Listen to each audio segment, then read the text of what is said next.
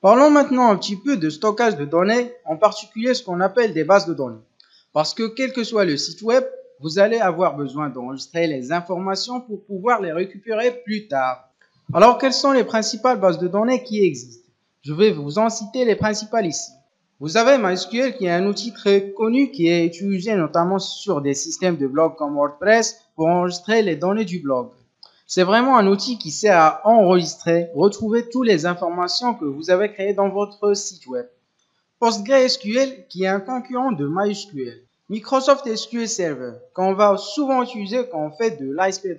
Oracle qui est un peu le numéro 1 de la base de données qu'on retrouve dans les principales institutions, elle est très grossière. C'est la base la plus grosse, la plus puissante et aussi la plus chère. Et vous avez une base de données minuscule à l'opposé qui s'appelle SQLite, qui est une base de données qui tient en un seul fichier. L'intérêt de cette base de données-là, c'est qu'il est facile à transporter. Les autres sont un peu très lourds conceptuellement.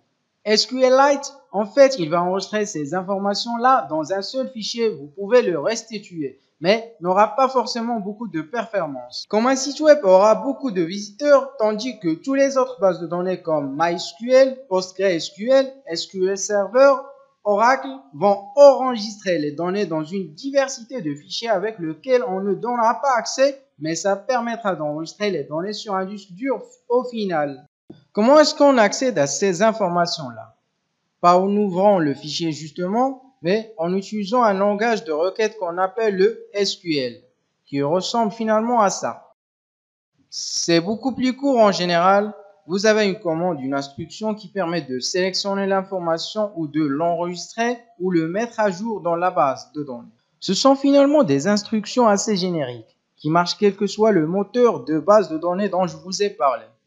En avantage, c'est qu'on a un langage commun aux locaux qui permet de communiquer avec les différentes bases de données. Au final, ça vous permet de manipuler une sorte de tableur Excel géant qui est votre base de données en lui disant récupère-moi tous les visiteurs inscrits sur mon site dans la journée d'hier qui se sont connectés depuis le Maroc. Et en instruction, comme ça, le moteur de base de données va vous renvoyer toutes les informations qui correspondent à ce que vous avez demandé. Alors, faire des requêtes SQL de base, ça pourrait être très simple et ça s'apprend assez vite.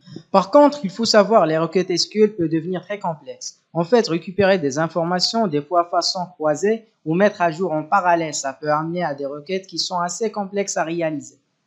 Qu'est-ce qu'il faudrait retenir de façon schématique sur le fonctionnement d'un site dynamique en fait?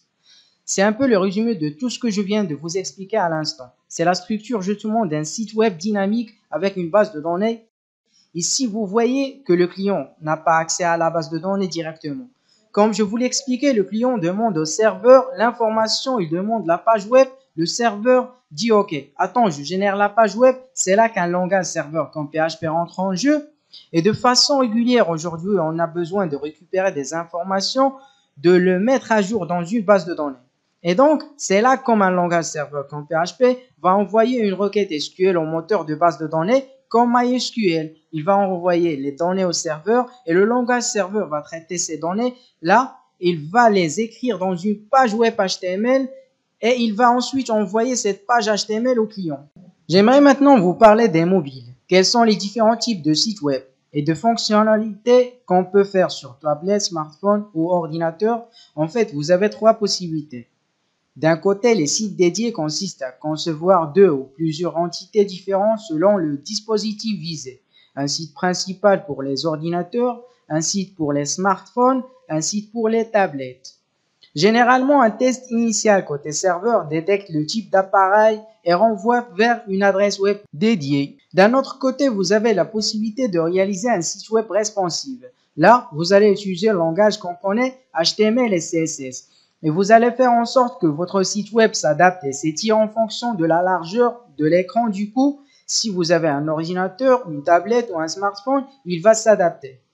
Et vous allez pouvoir voir un site web de façon optimale, quel que soit le support sur lequel vous le consultez.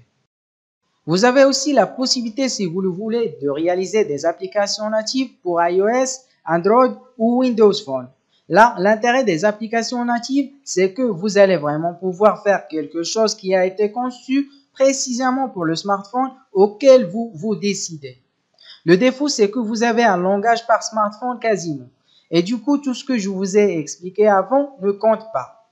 Vous n'avez pas de HTML, de CSS, de langage serveur. Vous allez devoir apprendre d'autres langages qui vont vous permettre de faire des applications natives.